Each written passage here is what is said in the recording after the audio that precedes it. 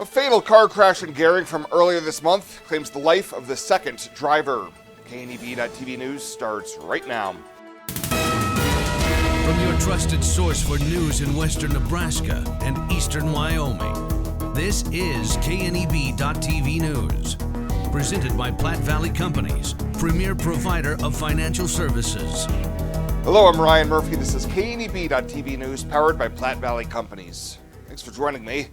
In our top story, authorities say the driver of the Dodge pickup involved in a fatal rear-end collision in southern Garing earlier this month has died.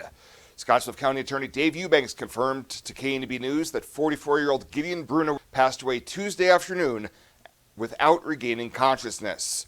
Bruno was ejected from the Ram pickup he was driving when it rear-ended a Ford Ranger on Kimball Avenue near 10th Street on August 12th.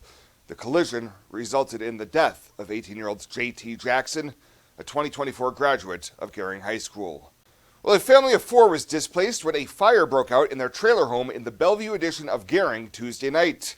Fire Chief Nathan Flowers says fire crews were called to the scene at the corner of West and Canyon Drives around 10:45 p.m., finding heavy smoke and flames exiting the window, with the occupants already outside.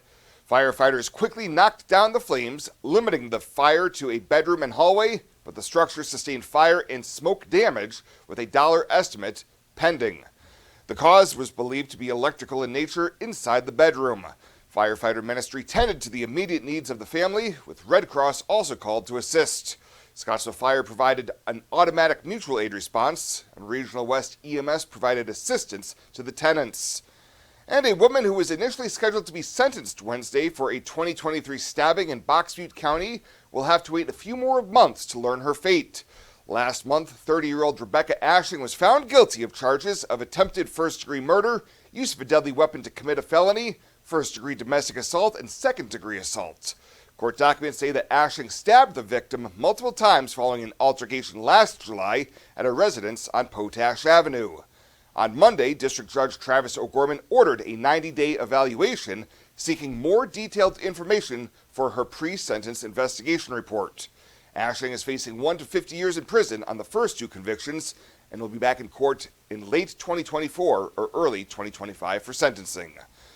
Well, coming up after the break, the Nebraska State Fair is in full swing, and we'll take you to some of the happenings going on out in Grand Island. KNEB.TV News will be back right after this. Looking for free instead of fees? Platte Valley Bank can help you keep your finances moving forward with no ATM fees. Whether you're headed to the lake, the mountains, or just to the grocery store, you can enjoy the freedom of free ATM access anywhere, anytime. Platte Valley Bank. You belong here.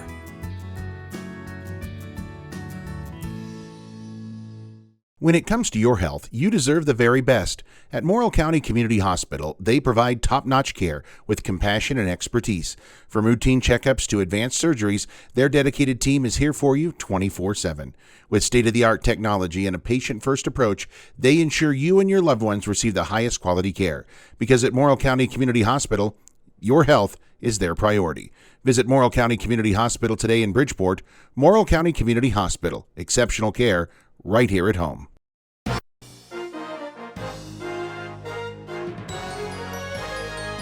This is KNEB.TV Ag News from the Scottsbluff Body and Paint Ag Desk. Scottsbluff Body and Paint, you're driving home a reputation. I'll tell you, there is no better place to be. Unfortunately, my timing was a little off, but that's the dairy parlor here at the Nebraska State Fair, and we have one of the official milkers. Let's have you introduce yourself and tell me where home is. Okay, I'm Don Esau. I'm part of the Move crew. Home is southeast Nebraska. We live just a little west of Beatrice.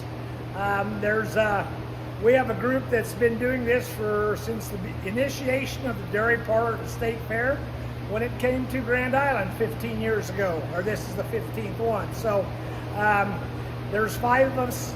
There were 5 of us from Beatrice, Raj and Barb Hendricks, and Sue Bishop, and Jane Esau, and myself that have run the parlor, and so we've had a good time. It's a lot of work, but we try to make fun of it, and when you figure that up, 15 years and 10 days, at least 10 days, we've spent a lot of time at the fair. But we do a milking demonstration. For agricultural education, I guess, we do one at 11, at 12:30, at 2:30, at 4:30, and 6:30 every day. We have a avenue of breeds, which is at least one animal from each of the 7 breeds of dairy cattle. Those would be Ayrshire, Brown Swiss, Jersey, Guernsey, Milking Shorthorn, Holstein Black and White, and Holstein Red and White. And we have those are all on display here, and we take turns milking those cows. What do you like about being a part of the Moo Crew? It's we've sort of got our own identity, and it's just fun working together, talking to the people that come through, explaining, things about dairy cows, where milk really comes from, what it takes. There's just a lot of fun facts, a lot of educational things that we can pass on, and I guess that's what we hope to do is, put something in somebody's mind that they remember, what we've done at the State Fair. And for many of these people, they've never seen a dairy parlor, let alone a dairy cow being milked. That is for sure, and with that, it's a lot of fun to see elderly people come along and tell us how they milked by hand on a dirt floor and all those type of things. And so yes, it's a fun time. So have you been milking all the way through Labor Day? We'll milk through Labor Day, through noon. I think our last demonstration will be at noon on Labor Day. And how do they find you guys here at the State Fair? We're just at, we're right by the United Way's ice cream stand, and we're on the east end of the cattle barn. I imagined retirement in a place where we could enjoy our golden years, where adventure and friendship are the only items on the schedule. The Garden Homes at Northfield gives us the luxury we planned for and peace of mind when it comes to convenience, safety, and comfort. We never have to stop and think about the day-to-day upkeep. We love to explore abroad, but most importantly in our backyard. So much to do, so much to see. Here at Northfield, we get the protection of life care, incredible tax benefits, and secured rates for aging services. It's peaceful, knowing that if our needs change, we'll be taken care of. And most importantly, that our kids will never have to make any tough decisions. There never seemed to be enough time to do all the things we wanted. Now we get to focus our energy on enjoying what this community has to offer. At the Garden Homes, life is ours again. A place we had dreamed about. A chance to focus on us.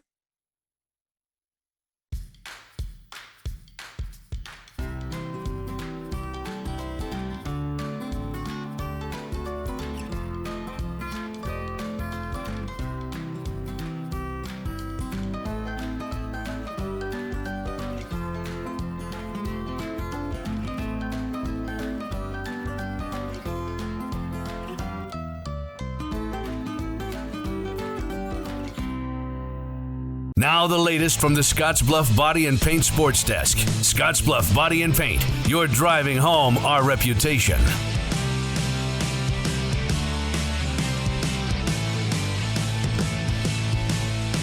High school football season has arrived. That'll be our main focus today here at the Sports Desk. There are 6 games for teams in and around the region for today or tonight on the Thursday slate. Minutair hoping to improve off last year's 2-6 record. They visit Creek Valley. Kimball, nearly 30 kids out this year. They've got a trip to Hyannis on tap. Hemingford on the road as well. Garden County hosting Crawford. Ogallala opening up tonight as well.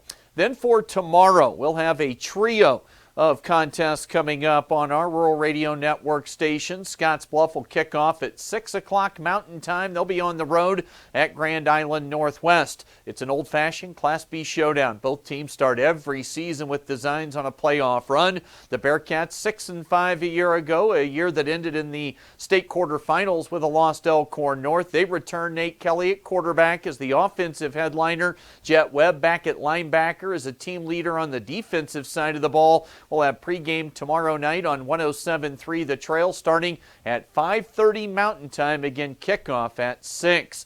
The Garing High Bulldogs will play their season opener tomorrow night at home against Torrington. Garing with their quartet of skill kids leading the way. Bo Gable, Barron Williams, Creighton Beals, and Reese Knight. Head coach Danny O'Boyle hoping the depth holds up for the offensive and defensive lines. For Torrington, it's a week 0 game. They just started practice last week. They'll have around 4 or 5 padded practices is all heading into tomorrow night's game. Jeff Kelly will get that one started on KMOR 93.3 at 6:30 and a 7 o'clock kickoff tomorrow night at Garing. Plus, we'll debut the area game of the week. That'll be Morrill at Baird tomorrow with Trayton Harmon. Area game of the week each and every Friday or Thursday if we've got one of those. That'll be on 94.1 The Brand. You see the details for all 3 of our contests coming up tomorrow evening.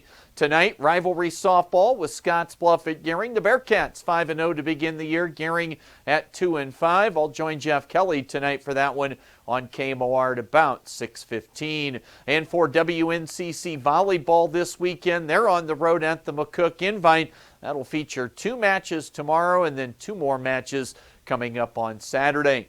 That is the latest today from the Scottsbluff Body and Paint Sports Desk. I'm Chris Cottrell.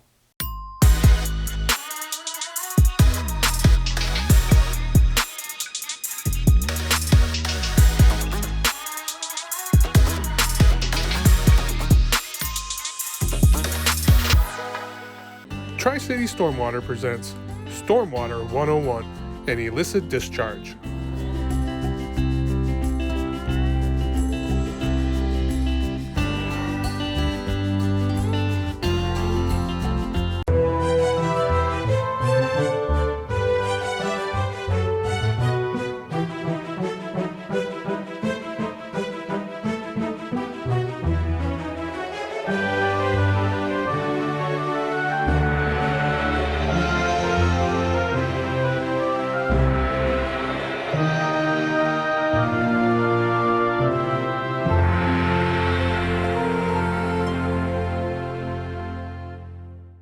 Let's take a look at your community calendar, brought to you by Riverstone Bank.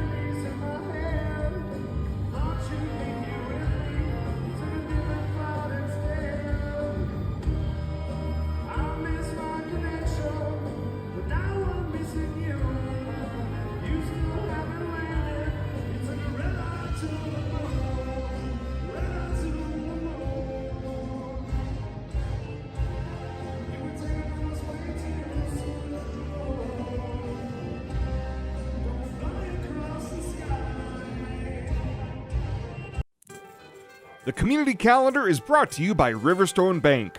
We're local and we love our community. The incredible Renewal by Andersen Dog Days of Summer Sale is here, and I will sit up and shake for this one. It's the best offer ever for new windows and doors. Please listen to this. You get 20% off, an additional 5% off if purchased on the initial consultation. No payments for 24 months, 2 whole years, no payments. Please visit rbawyoming.com. Call today to schedule your free in-home consultation. Don't wait. This deal ends August 31st. 2 years, no payments. That's doggone awesome. Tired of feeling stuck? Not sure if you are on the right track?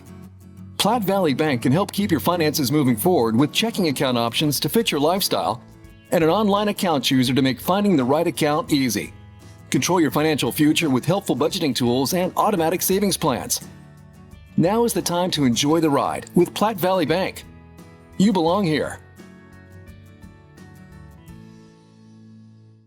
And finally tonight, United Way of Western Nebraska hosted their annual campaign kickoff luncheon Wednesday, announcing an ambitious fundraising goal of $385,000 for the 2024-2025 campaign. Board President Becca Pierce says funds raised through the annual campaign are critical to all of the Panhandle agencies that are funded by the United Way. As with anything, the United Way only continues to be successful because of the support of the community, and with that, we are just looking for anybody that can support us, whether they buy ducks or are part of a pacesetter business, to just come together as a true community for the United Way of Western Nebraska. Executive Director Karen Benzel noted that every single dollar raised each year is from people living in the communities that are served by the agencies receiving the funds. Well, that does it for us this time. Thank you so much for tuning in. Stay safe out there. We'll see you here next time.